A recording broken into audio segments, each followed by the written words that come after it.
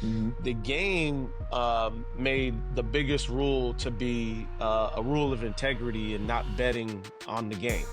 Hmm. And I think once you kind of lift that circumstance in which somebody has been, wrongly accused of, or was accused of, and they found out that those things actually happened.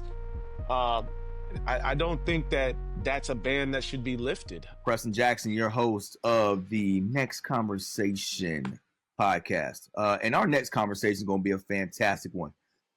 He's a UNLV Rebel. All right, any Rebel fans out there, you'll be happy to hear this conversation. He originally a 50th round selection in 2005 MLB draft. He has his own podcast, the Show and Go with X podcast. He's also a current MLB, ESPN, and Apple TV analyst, the only MLB analyst working for both ESPN and MLB Network simultaneously. And also MLB's first player to player podcast host, Mr. Xavier Scruggs. Xavier, welcome. Hey, thank you for having me, Preston. Excited to chop it up with you today, man. Yeah, man. Yeah. So our connect, Denard Span was our connect. Span's my man from high school. Obviously, you guys met through however you met. Span put me in contact. Any friend of Span is a friend of mine, man. So I appreciate the time. Yeah, definitely. It's good to have some common people that we know, some good people too. Denard is a great one. Absolutely, bro. I want to jump right into this. So as I'm scanning, I'm doing my research on my guest. Obviously, you're the guest today, so I'm doing my research, and you got a lot of good stuff going on. You had some good stuff going on in the past. Interesting conversation between you and your wife. You were fluctuating between the minors and the majors with your MLB career, and you had an opportunity to go play overseas in Korea. I want you to take us back to that conversation. You got the news, the opportunity came to you, and obviously you got to go to the real boss, which is the wife, and talk to her about the opportunity. Take us Right. back to that conversation. Yeah, man. It was, I still remember vividly 2016. I had just finished playing with the Miami Marlins, a great season with them. But as you mentioned, I was kind of fluctuating from, AAA to the big leagues, up and down a lot. And really looking for an opportunity to either just stay in the big leagues and figure out kind of who I was going to be with, or this opportunity to come play overseas in Korea, in which a booming league over there financially would be set. But obviously, you're moving across the world to do so, and in a culture in which Mm-hmm. you're not familiar with. So, Mm-hmm. told my wife once my agent came to me, told my wife about the opportunity, and I said I was thinking about it, and she about slapped me, man. She said, "I'm not going to Korea." She said, I'm not going across the world." And at that time, she wasn't even my wife. We were about to get married about a month Yeah, yeah. later. And she said, we're about to get married. The last thing I'm trying to do is uproot and leave my family. We were in Tampa, Florida, and her family is in West Palm. So it was a scary decision, but after a few weeks of really talking it over, looking at the positives, and trying to outweigh the negatives, right? Experiencing a Right. different culture, an opportunity to be with one team for the full season, an opportunity to set our family up for the future. And for us to grow as two married young people, really discovering who each other are, like that was our time to lean on one another. So all Yeah. those positives outweighed the negatives, and we ended up making the leap of faith. And really, it was exactly that. We leaned on God, and everything kind of worked out in place. So you get over to Seoul, and when I talk about baseball, just keep this social, okay? What's the biggest thing that jumped out to you? Obviously there's a cultural difference, but what's the one thing that slapped you in the face? Like, yo, we better get a hold of this fast and figure this out, like right now. Yeah, I think one of the biggest things was just, you're in shock because you can't read anything, right? Like Mm, if you go to a Latin country, you might be able to understand signs a little bit because the alphabet is the same, right? right. But over here in Korea, you have different characters. You don't Mm-hmm. know if a building is the difference between, a doctor's office or a place where you can go eat some chicken. You Right. just don't really know the difference in those things. I think that was one of the biggest shocks for me. And then the idea that, I don't know any of the language. I have to lean on a translator 24 seven 100% of the time, trying to figure out what their language is. Now, baseball terms very similar. They use English terms, but just you feel like you're in the middle of nowhere because of the language barrier, and you're just trying to get used to that. There was a local radio host who went overseas. I want to say possibly Korea. I'm not totally sure, but he went overseas, and I listen to radio a lot in the mornings. I take my kids to school, and his Mm, experience like, yo, it ain't no black people over there. mm. Was your experience the same? Was it a lot of folks that looked like you and I over there? No, definitely not. Stuck out like a sore thumb. Luckily for me, like guys had played over there, whether it be Latin players, Yeah, yeah, black players. So it wasn't anything to where I felt uncomfortable. But I right, definitely knew I was going to stick out, and it was in a positive way because the good thing is when you go over there, especially as a major leaguer, you're like a rock star. They treat you like a right. rock star. Everybody wants your autograph. You're mobbed oftentimes when you're outside of the stadium. Mm-hmm. So everything was extremely positive, and the Korean culture is special. It Got you. really is, and I'm glad I got to experience it. It was we were so comfortable there after our first year. My first son was born in Korea. Zeke, Yeah. my 7-year-old was born over there. So just an experience that I'll take away as one of the best in my lifetime. All right, take 2 seconds, and I want you to give me. And I saw this on one of your shows, but give me the top 5 things you learned. Top 5 things. Mm. Just rattle them off. Just rattle them off. Pop, pop, pop, pop, pop. Yeah, yeah. The top five things I learned is one is perspective. You're opening your eyes to a new way of things being done. You can't take your Mm, ways, necessarily from the United States over to Korea. Also look at, the food is gonna be different, right? Like you got to right. figure out what you're gonna eat, what you're gonna like, what may not make you sick. Yep. That's one of the things that you're gonna learn is what your body can take. Yeah, yeah, Um, yeah. Another thing is just I think what I learned about the Korean culture and just how respectful it is. That was one of my biggest takeaways is not being familiar with the Nice. culture is just so respectful. A lot of ideas as to okay, whoever's older, obviously you're going to show them a lot of respect, and that is Mm-hmm. real there.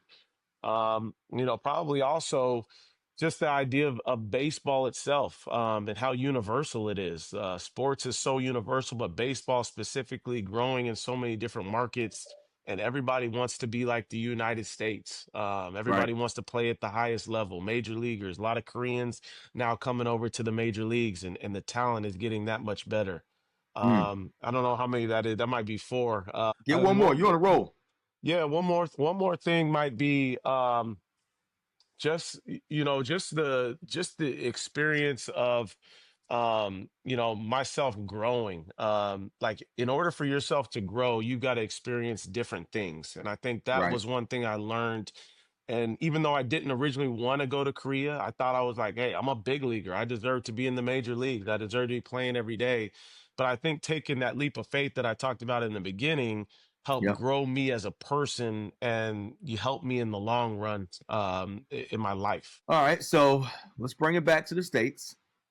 And me as a Floridian, I love to have, I love folks to come to Florida, experience our weather, experience our water. Um, Yeah. you slipped up on a nice surprise in North Florida up in Pensacola because people really don't think about Pensacola as being beachfront property, if you will, right? Mm. Talk to me about your visit to Rosemary Beach. Yeah. Yeah. No, I think it was 2020, and obviously COVID hit, pandemic, all Mm-hmm. that stuff, and we're looking for an opportunity to kind of get out of the house a little bit Yeah, yeah. and do something different, something that's not too far from Tampa, but close enough. So we took a ride up there and experienced, beautiful, beautiful beach, man, beautiful area just in general, something that we hadn't really experience. So I remember we filmed a YouTube out there too, and Mm-hmm. just our kids just getting to experience it out there, and it was just a lovely area, man. It was Mm-hmm. special, and I just remember thinking like. If there's opportunity later on, like I would love to continue to come back and revisit. Let this be a family thing. Right. And even got to experience the Pensacola Blue Wahoo Stadium out there. It was a stadium that was an Airbnb because during 2020, not a lot going on and people trying to figure out ways to, have some family time. And it was the Blue Wahoo Stadium was being up for Airbnb, and we created a YouTube video out there. Me and my family, we rented the stadium, had lunch and dinner at the stadium, watched cartoons on the big screen. Yeah, yeah, So we yeah. we enjoyed our time out there, man. We just tried to make the best of a tough situation during that year. Now, did they have the stadium segmented like different so people could rent out different parts of the stadium, like separate rooms or whatnot? Or when you rent the Airbnb, like the whole stadium is just you and your family? Yeah, when you rent the Airbnb, it's just you and your family. And I think Got you you. could bring a certain amount of guests in there. It was like a large amount, right? A lot of bunk Right? beds. We had a picnic out on the field. I remember we did a hot dog eating contest with some of the people that worked there at the stadium. Yeah, yeah. Kids got to hang out with the mascot. We did a home run derby on the field. Yeah, it was laid out for us. A pretty cool experience out there. Now let's get into some baseball. Enough of the small talk, my man. Let's get into some baseball. All right. Original draft 2005. You did not sign with the Seattle Mariners. All right. Why not? Yeah, both of my parents, I was grateful. Both my parents went to four-year universities, and college education was always something high on my list, even in high school. And I was grateful enough to have my parents kind of take me around their university, Cal Poly San Luis Obispo, which is a great baseball school itself. Okay. Ozzie Smith, one of the all-time greats, probably the greatest player to ever come out of Cal Poly. But I got that opportunity to kind of see what university campus life was like at a young age. Okay. Freshman, sophomore, junior, my parents would always take me there. So that was something I was always attracted to. So once I got drafted, I had told teams that I was most likely going to college.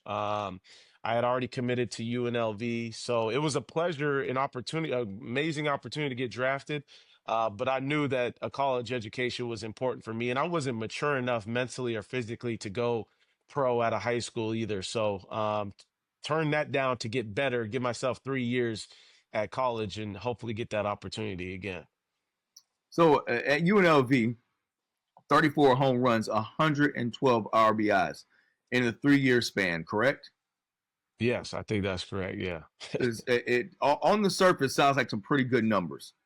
What was your level of focus in college? Because you're coming out of high school, you had the opportunity to get drafted. People saw you as a really good ball player. You come to UNLV as a college player. You lock in these numbers: 34 home runs, 112 RBIs, and I would assume what you hit. What are you probably playing about 40, 50 games in a college season?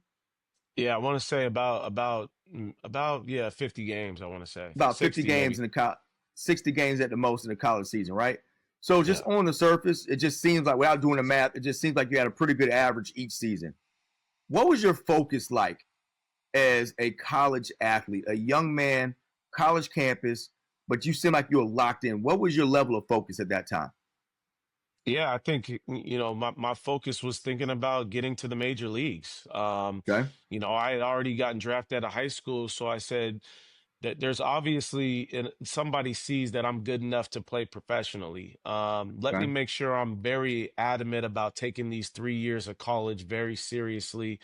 As a freshman, I actually didn't play that much. I was a pitcher and a third baseman. Kind of started off the season well, but slowed down. So really took a step back before I took a step forward, and Right. really tried to hone in on making my weaknesses my strengths. That was one of the things I was so focused on a day-to-day basis, trying to put in more effort. Than anybody else out there, and just try to be the best version of myself. The focus was something that was always there, and I think originally knowing that I would have an opportunity to play professionally, that's what drove me as a player. Was like, hey, there's opportunity to make money down the line. There's opportunity to make this my dream, my profession, that I can chase for a long period of time. That was kind of what motivated me and my focus. Did either parents play ball, softball, baseball, any other sports? My parents were athletes. They didn't play in college. They played at high school. My dad played baseball. Mom played basketball, but they didn't play collegiate sports. No. Okay. Did they instill those lessons they learned from their high school experiences into you? Yeah, definitely. Parents were a huge blessing as far as that goes because I saw what work ethic looked like on a day-to-day Mm-hmm. basis. It was ingrained in me. My father was a guy that and still to this day, getting up at 5 a.m. to get a workout in. Before he left, he would leave the TV on ESPN, so I'm always locked in on sports. But I'm also seeing Right. him get up early, get the work in, then go to work after that, come home, go to all my sports stuff after that, dedicating his time. And the same thing goes for my mom. She was one of those moms that was out there throwing me batting practice whenever she Mm-hmm. could. Mm-hmm. And just that the time and the effort was something that stuck out to me and just the lessons of, hey, if you don't put the work in, nobody else is going to do it for you. Right. So now we fast forward to '08 after your 3 seasons in college, and you get drafted in the 19th round to the Cardinals. Is there a same level of excitement in the second draft because you've already been drafted the first time around? You kind of know you're going to get drafted the second time, don't you? Is there a Yeah. same level of excitement or not? Yeah, there's even more excitement because I know Okay. this one's real. I'm actually Okay. signing. I'm actually putting the hat on. I'm actually, I'm gonna have a jersey with this team. Okay. I get to look at who's already in the major leagues and see some of the great talent that I'll get to play with hopefully one day. And I know that all the hard work is ultimately worth it because there's guys that get drafted once and don't get drafted again. There's guys that get Mm. drafted and end up having injuries and things happen, right? But I was grateful to put myself in a position to be drafted again, and it was that much sweeter for sure because I knew now I'm really chasing my dream, and it's all on me. Take me through the expectations because the conversations between you and the club and your agent. Is there a timeline? Because here goes a real ignorant question that I want you to kind of help me streamline this conversation. The ultimate goal is to get to the majors. However, the timeline to get to the majors may be unclear. So, what are the steps that are placed from the club, either, let's just say, management, however this works out, and that's why I wanted your help. What are the expectations that are set for you to make those steps to get to the majors? What were, hey, I would like you for 2 years here or 3 years and see where we go, or like, how does that happen? What are the conversations that go on? Yeah, well, baseball is obviously one of the few systems that you have minor leagues, right? And there's anywhere from rookie ball to low A to high A, double A, triple A to the major leagues ultimately. Mm-hmm. And it's a lot of it is just about development as far as your skills. That'll depend on where you start and how you found yourself moving up on the ladder. Okay. Most players probably drafted as late as me may not even get an opportunity past high A. Okay. So if you don't develop quickly and you don't develop on the timeline in which they kind of hope for you, which could be 3 to 4 to 5 years, it's going to be tough and you could be released quicker than you realize. But usually you'll see guys go up one level at a time per year. And it also depends on where you were drafted. Were you drafted out of high school? Because you'll be younger. Your skills may not be good as somebody that's drafted out of college. So out of high school, you most likely going to go to rookie ball. Out of college, you might most likely go straight to single A, high A. So there's different levels in which that is. But for me, the timeline was kind of just, continue to progress year by year, see if you can jump up a level each year. And I had to go down at one point. I had proven myself, thought I had proven myself. There's obviously other players playing your position, so they may get an opportunity before you if they were drafted before you as well. So that's how that kind of works sometimes. So it's not always in your favor and just determined by what your work may be. It's also determined on external factors on other players and how they're progressing as well. And who's the determining factor? who's the say all and end all and be all with saying, hey, yeah, this kid's developing nicely, or no, he sucks? Yeah, there's the farm director that's basically in charge of the minor leagues. And then Okay. obviously the GM of the major leagues is going to make the decision, or the president of operations of the major leagues is, hey, this kid looks like he's ready. Let's make sure he gets up to the major leagues today. And I would assume that, hey, the manager is taking his own notes. He feeds those notes through the farm system manager. How does that like, because the farm system director, he can't see you play every game, but your manager can. So Right. how do those notes get taken and passed along? Yeah, exactly what you mentioned. The manager, the coaches of the team are going to make notes on a day-to-day basis.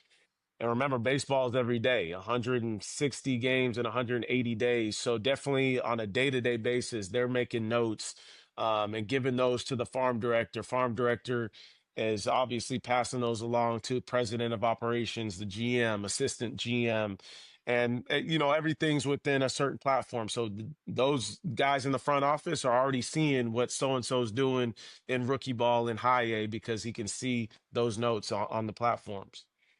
Now, when I looked at one of the videos, the title of was the hardest thing about the minor leagues, right? And I thought, oh, he about to give us some gems. It's gonna be good. And you drop the bomb. You say, you know what? The hardest thing sometimes is watching guys move ahead of you when in your opinion, they may not be producing or as good as you. All right. So Right. I just want to, in my terms, this is me saying it, not you. When bums get moved up before you, talk to me about those feelings. All right. Now I said that, you didn't say that, because all right, I don't want anybody thinking Mr. Scrub is calling anybody some bums. But when you think your opinion, they're not as good as me. They're not developing, or they're not progressing as I am. However, there are Right. opportunities coming before me to move into the big leagues. What's the mental game that you have to play with yourself? Yeah, it's tough because you obviously know that you feel like you deserve the opportunity over them. And as I mentioned, there's guys that, and this happens in all sports, right? If someone's drafted before you, they're most likely going to get more opportunities than you Yeah, will. yeah, And they'll get them quicker. And yeah, whether they deserve them or not, it's because somebody believed in them and invested a good amount of money in them. yeah. So that's going to happen. But yeah, I think what helped me was really staying focused on what are the things I can do today to make sure I'm getting better. Mm-hmm. I can't worry so much about the things outside of my control. I can't control, so and so getting the opportunity before me, but I can control me getting better today and Right. figuring out what those weaknesses are and turning those into strengths. Mm-hmm. So almost having that tunnel vision on myself and just being appreciative of the opportunity and just continue to think positively about what I can control. That's what ultimately helped me, and really being in the moment, really like understanding, hey, I'm getting paid to do something special. I still have the opportunity to chase a dream. Let me stay locked in on that as much as possible, other than worrying about, someone else getting the opportunity. When you do get into your own feelings and you kind of feel like you're getting your own way, who is that person that you reach out to and like, yo, let me just lay some of these feelings on you real quick and just help me refocus? Yeah, I have a good circle of friends and family that always kept me grounded. Even when I feel like I'm at a high point, they'll bring me back right back down to earth. And that goes for one of my best friends that I went to college with, a guy by the name of Kyle Kretschmer, Mm-hmm. and who's always reminded me, you never as good as you think you are, you never as bad as you think you are. Right. My own father, talks about my parents. Definitely one of those guys that I could go to that will keep it real with me, but also, understands that going through things as a man, going through things as a professional, he's been through those things. So, definitely another person that I could lean on. But I had a good group of people. I had mentors, David Justice, a guy that I lived in San Diego. He lived in San Diego at the same time, played Major League Baseball. I could lean on him at times. My old hitting coach, Darren Johnson, who was my hitting coach in high school, coaches from college, minor league coaches. I had a lot of good people in my corner. That's good, man. You also spoke about your experience with wood bats and metal bats, and me not being a baseball guy. I just didn't understand it, right? I got baseball friends and they talk about bats and bat length and barrel width and all this other stuff. And me as a football guy, like, yo, just hit the damn ball. Like, if you can hit, you can hit. However, you got to, however, your passion for this conversation that you had made me think of one of two things. A, he's either faking it real good, or he's really passionate about this subject, or B, he Mm. knows this is a great baseball topic of conversation. So I think it's more so the latter. This is a really good, legit baseball conversation, wood bat versus metal bat. So explain to me the biggest difference between the two. Yeah, the Like biggest when you with the difference between the two. performance wise. I'm sorry, performance wise. Yeah, no, you have to be that much more precise with the wood bat for the ball to Mm, go. okay. A metal bat, the ball might still jump off even if you don't hit it well. And I think that's Okay. why, obviously, once you get from college or high school in which you're using a metal bat, and then go to professional, you'll see guys really whittled out because it's hard for them to be precise with the barrel on the wood bat. Mm, Even for myself, when I transitioned from using a metal bat to wood bat, I had to figure out, okay, I know I have power with the metal bat. Now, how do I produce that same power with this wood bat? How do I not get jammed in a sense to where the ball is coming in on me and I can't get the bat part to the ball? Why do I keep hitting it off the end? So you just got to be more particular about how precise you are on how you hit the baseball, and that's where the biggest differences come in. I think that's one of the reasons why you see, a lot of Latin players do so well is they use the wood bat from out of the womb. They're using mm, wood bats, mm, and that's not the case here. So in mm. a lot of other professional or amateur leagues, Korea, Japan, the Latin countries, they're using the wood early and often, and that's one of the bigger differences. So it's definitely a topic of discussion because it shows you how much how real of a hitter you are once you transition to the wood bat. Oh, interesting. So just for formality's sake, why would why would why would not high school and travel leagues take that trickle down effect from the majors and just everybody go and use wood bats? Yeah, no, that's a great question. I think it's still a topic of discussion. One, I think because, excuse me, because it would be more expensive because wood bats break easier. Mm-hmm. And they're about $100 a pop. Mm-hmm. You can buy a $300 metal bat, excuse me, and be able to use that for multiple years. The wood bat is not going to be the same. So Mm-hmm. that may be one of the reasons why. And also, at a young age here, like you want to see kids succeed. You want to see them look good. You want to give them confidence. That can be a huge part of it too, is helping these kids have confidence growing up playing this sport as well. Is there a science behind the swing technique when using the two different bats? Oh yeah, definitely. You Oh. have to be much better with your rotation, much quicker Mm. with the wood bat. Wood bats are most likely going to be heavier too, so Mm-hmm. it's gonna test the strength of a hitter and how well they're able to keep the bat in the bat path. Mm-hmm.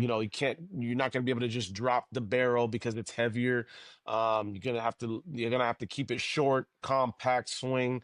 Yeah, a lot of the swing mechanics can change a little bit when you transition from a metal to the wood, and just the idea of being more efficient with your body. The same thing goes for other sports. You're trying to create efficiency with your body at the highest, and that's the same when you go from metal to wood.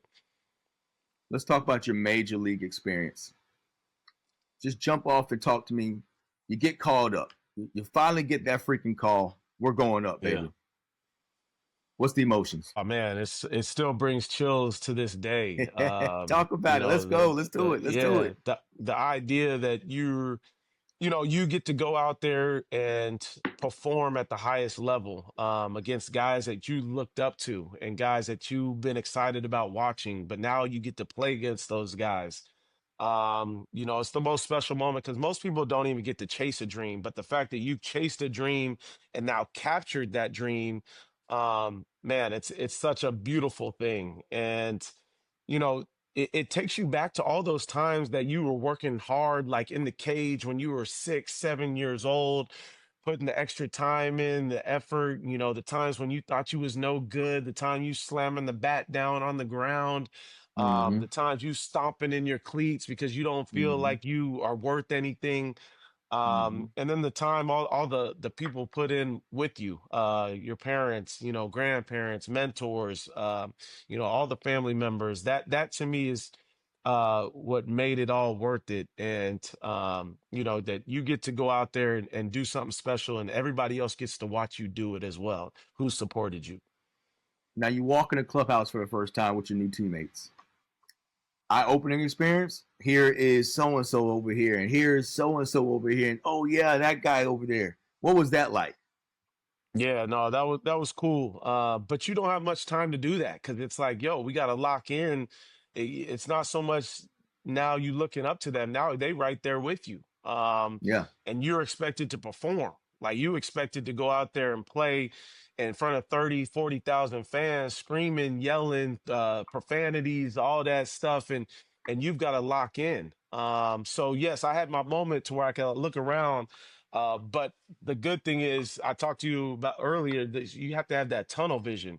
And it's Yep. like to where you can just lock in and go do what you've been doing, right? It's just another game. And you almost got to treat it that way because if you make it so big, that's when you put the pressure on yourself and then you can't perform and then you're breathing too hard and then your heart's racing. You got to slow down the moment, and that to me was kind of one of those things that I had to do is okay, I get to look up, okay, there's so and so, there's so and so, okay, oh yeah, they teammates now, I'm not watching them, they teammates now. So that was definitely a realization I had to come to quick. What was your first on the field big league moment? Like, oh shit, I'm here now, baby. Like a pitch just Yeah, came by and you're like, whoa. Or, somebody hit one at you and you're like, oh. Like, what was that yeah, moment? yeah, I think that first moment excuse me, was like facing someone that's throwing like 95, 96, and you're like, oh man, that ball went by quick. I got to find a way to slow that. I got to slow that thing down. And even in my first game, I made an error in my first game, and so that was like Okay. another one of those moments that really gets to you. It was a ball that was hit to first base. I kind of went to the hole between first and second. I go to backhand the ball. I backhand it cleanly. Then the pitcher is covering first base, and I got to either toss it to him or overhand throw it, and I'm kind of in between space. Mm-hmm. So I overhand throw it, and I throw it over his head. It sails over towards the first base dugout, and Yeah. the guy reaches first easily. So that was one of those moments was like, man, I just made an error in my first game. I got to lock it in. Like I got to do something to get myself back in. But it reminded me like, hey, I can't be afforded those opportunities to be in between. I got to make sure I'm sure about what I'm doing right now because these are real games that cost people real money. In the minor leagues, nobody's losing money if you're losing a game. But if Right. you losing a game in the major leagues, people are losing money. So Right. your owner may be losing money. So that was kind of one of those moments for me that was like, okay, I'm here. Let's get to work. Take me on. You're walking up to the plate. All right. You're walking up to the plate. You know the pitcher. You've done a little bit of homework. All right. You know what he likes. You know what he doesn't like.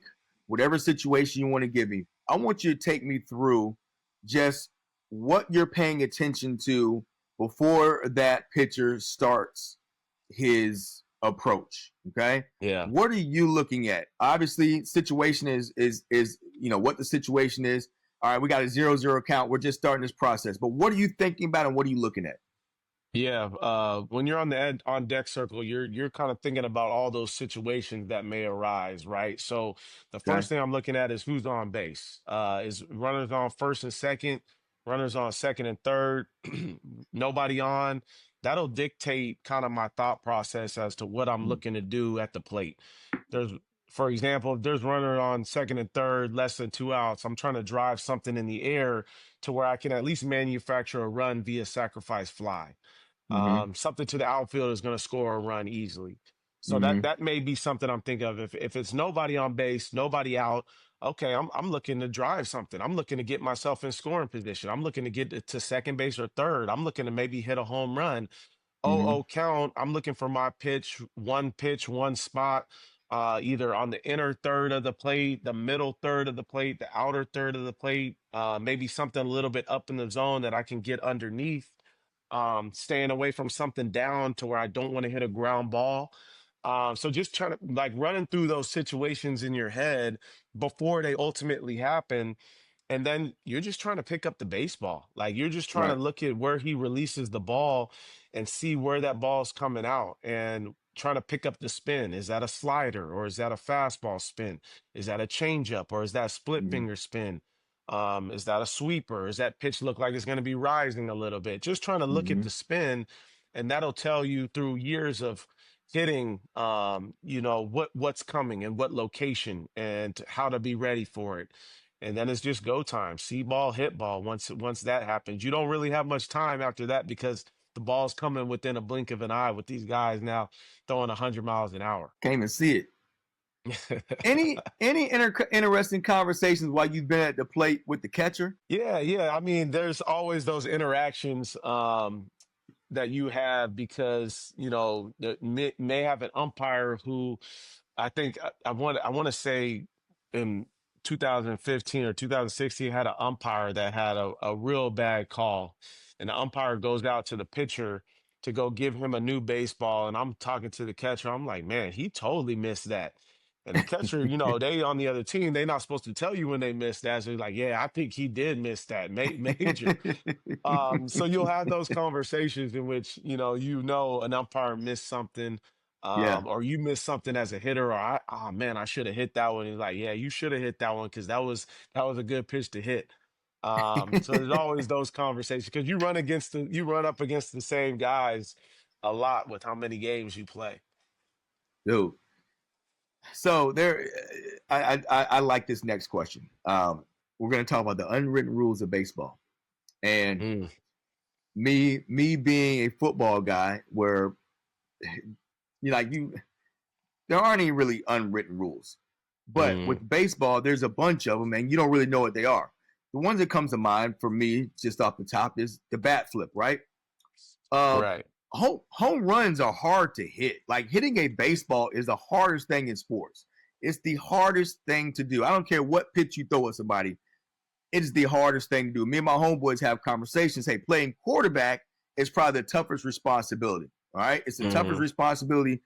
The whole offense is depending on you and what you have to do and perform with guys coming at you and processing Right. information. However, Right. the singular physical act of hand-eye coordination, anticipating the ball that's going to be thrown at you and trying to connect that this ball is coming between 90 and 100 depending on the pitch that's coming is damn near impossible, right? It's damn near Yeah. impossible, and the average human being cannot do it.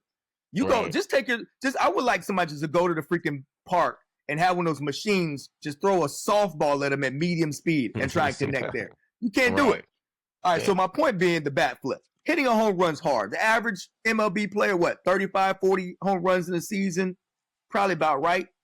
30, 45 home runs in a season. You should be allowed to get excited about doing that. However, baseball wants you to act like you've been there before. And that's Right. just one Yeah. example that just gets on my nerves about these unwritten rules about what should happen and what should not happen. What are Right. some that Right. come to mind for you? Like, what are some of these, in my opinion, some of them just stupid. What are some of these just unwritten rules of baseball? Yeah, it's funny because we're in a day and age in which some of those unwritten rules are, starting to be thrown out of the window. Starting to Good. see more of the bat flips, starting to see more of the celebrations coming around the bases, base hit celebrating and all that stuff. So I like that that's, kind of going away, and you're starting to see more of the emotion because I think, you want to see players' personalities, you want to see them have fun. Right. Right. Um, I think for me, like one of the things that stands out is, if the big dog gets hit for your team, right, or the other team, if the pitcher accidentally hits them, especially up and in, maybe shoulder, maybe towards the helmet, it's like, somebody else has to get it for their team. Our pitcher got to go get them now. Um, and they got to be okay with wearing it. And if they don't Mm-hmm. wear it or if you're not okay with it, then you might get somebody charging the mound. Mm-hmm. And also it's this unwritten rule that it's one for one, right? It's one once you get your one shot. If you miss it, or if you miss a guy, that's it. You get your one shot. But if you keep going at him, then hey, that's an unwritten rule. You can't keep going at him. So there's a lot of different things that kind of come into play, and it's not even just on the field. There's stuff in the clubhouse too that's like, the rookies can't be sitting on the couch, and only the veterans can sit on the couch. Baseball is such an old school sport that is Yeah. stuff that's on and off the field, that a lot of people don't agree with. But a lot Yeah. of times they'll just run with it. A lot of that type of stuff. I got two more that I want to kind of talk about, and then Yeah. this should be good because you're an analyst, a historian of the game, and I've heard you speak on a few things, and you're very intentional about your approach with certain subjects. Pete Rose and the now being allowed to be up for Hall of Fame voting. Yeah. What is your opinion of that? After his death, where he cannot enjoy this.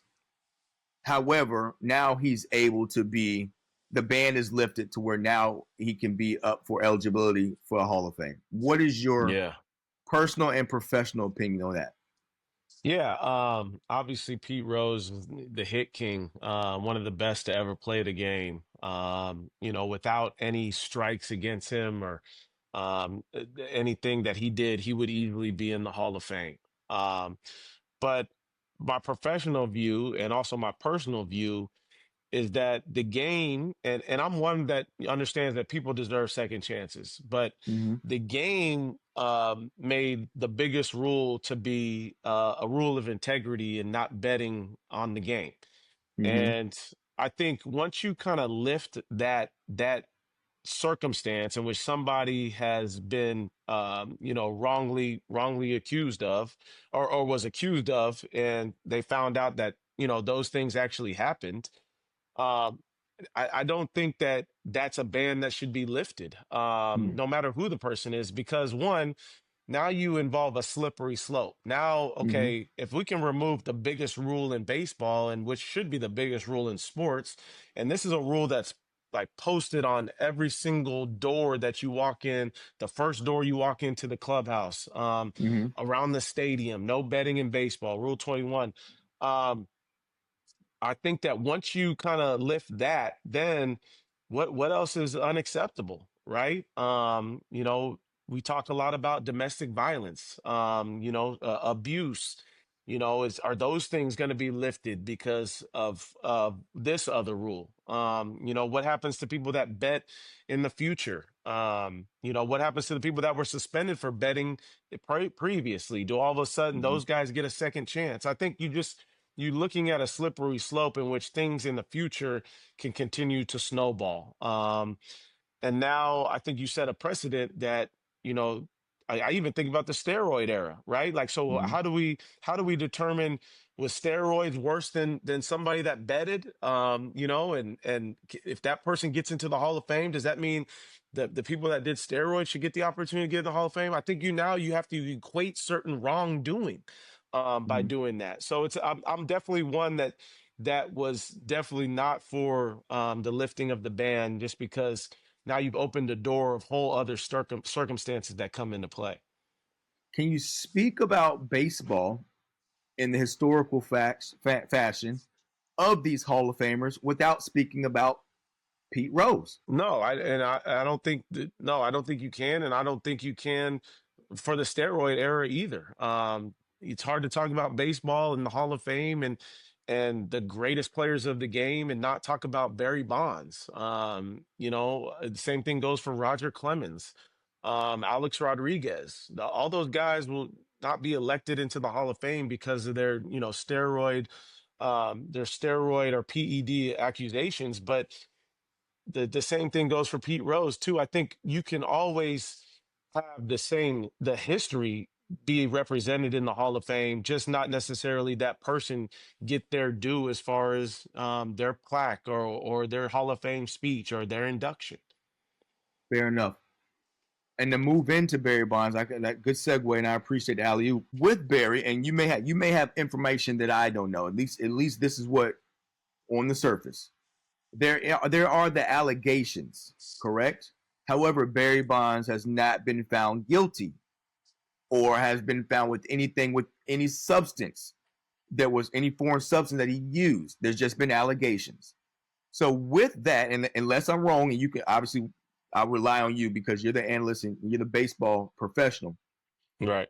How would he not be eligible just on the allegations? Why is he not eligible? Why would he not? Well, actually, he's eligible. Nobody's voting for him to be in the Hall of Fame with just allegations on his plate.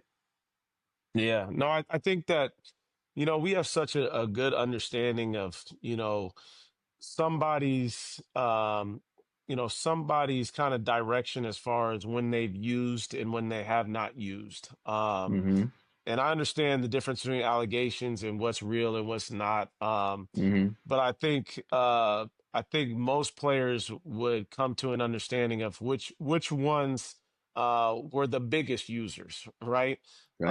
And I think that's ultimately what keeps someone like him out. And I'm not saying that that's right. I'm not saying that that's wrong. A good thing I'm not a Hall of Fame voter. But to answer your question, I think people have a good understanding in the industry as to who's most likely done it and who has probably not. And there's definitely multiple offenders in which, there's other guys outside of Barry Bonds that get some of that same treatment. But in Barry Bonds' case, and I have no extra information, um, Mm-hmm. I think that's on the people that vote. That's tough to not let him in. A conversation for another time. We'll. That's a good one. Let's finish with what do you have going on? I want you to promote the different shows, your podcasts, your productions. What do you have coming up? Let the people know where they can find you. Yeah, no, definitely, first place to find me is Sunday Night Baseball on ESPN. Before the Sunday night game, I do the pregame show there, most likely 6 p.m. Eastern. I do Apple Friday Night Baseball, which I'll be doing tonight, pregame show. I do a lot of breakdowns on hitters on those shows as well. You mentioned Show and Go podcast, which I do on my own platforms, and Off Base podcast, which I do on MLB Network's platform. So, doing a whole bunch of different stuff. I'm blessed to be able to do a lot on different platforms, but um, just if you want to find me, find my socials, which on Instagram and TikTok is where I post most of my stuff. Xavier Scruggs on Mm-hmm. there, and everything else kind of you can find from there. Well, this has been good, informative, exciting at different points. When you start talking sports specifically, I kind of like digging into that.